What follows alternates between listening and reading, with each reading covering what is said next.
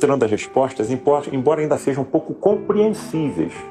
Eu não posso explicar o que seja um Deus. Eu não entendo o que seja Deus. Eu, no estágio evolutivo em que eu me encontro, eu só posso acreditar que ele existe.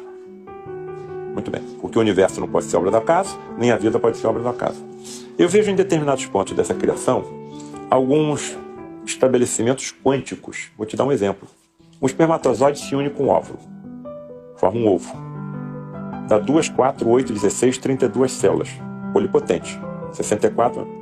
Num determinado momento, células absolutamente iguais, começam a se diferenciar em todas as células diferentes uma das outras que compõem os nossos tecidos e os nossos órgãos.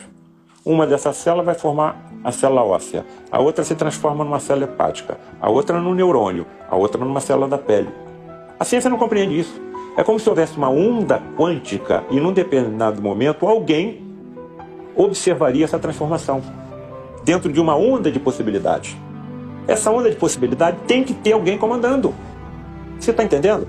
Não é possível que a vida seja obra do acaso.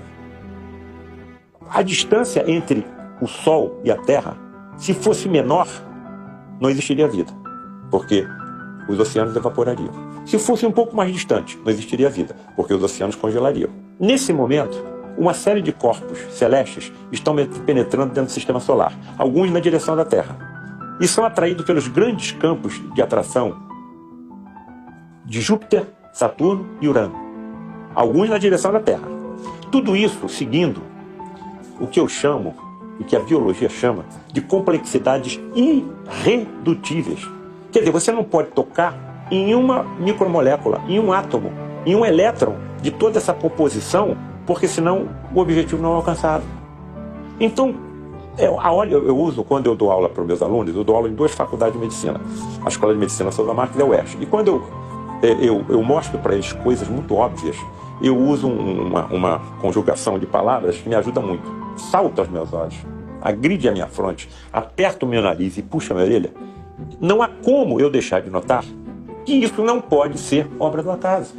Então todo efeito inteligente tem obrigatoriamente por trás de si uma causa inteligente.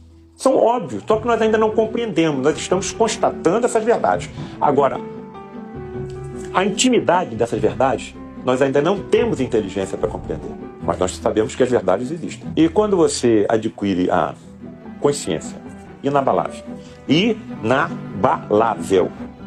de que você é um ser eterno, uma série de preocupações em relação a isso vão desaparecendo.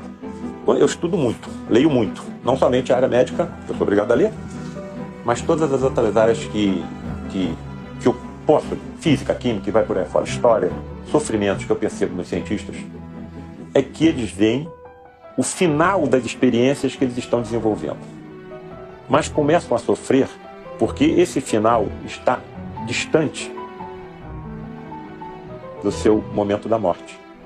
Eles estão vendo a idade avançar, a morte se aproximar, e sabem que quando eles morrerem, os seus experimentos ficarão incompletos. Não ficarão. Eles continuarão vivendo. Podem não influenciar diretamente tais experiências, mas eles podem influenciar indiretamente aqueles que continuarão dando prosseguimento às suas experiências. Então, o que está faltando para nós? As tais comprovações científicas do prolongamento da vida além da morte. Por que as religiões não se aproximam de nós para nos ajudar a compreender, por exemplo, as regressões de vidas passadas? Por que as religiões não se aproximam de nós e nos ajudam a compreender os fenômenos de quase-morte, EQM, experiências quase-morte? Por que as religiões não nos ajudam a compreender os fenômenos de xenoglosia, que alguns indivíduos falam, inclusive, línguas mortas, como o aramaico antigo e o latim? Não foi isso que aconteceu no dia de Pentecostes? Você está entendendo a necessidade da aproximação das ciências com as religiões? As ciências continuam atribuindo grande parte do que acontece na natureza e no universo ao acaso. As religiões continuam querendo que nós acreditemos em sobrenatural e milagres. Então, enquanto não houver esse relacionamento científico e religioso, eu não consigo ver solução para a humanidade.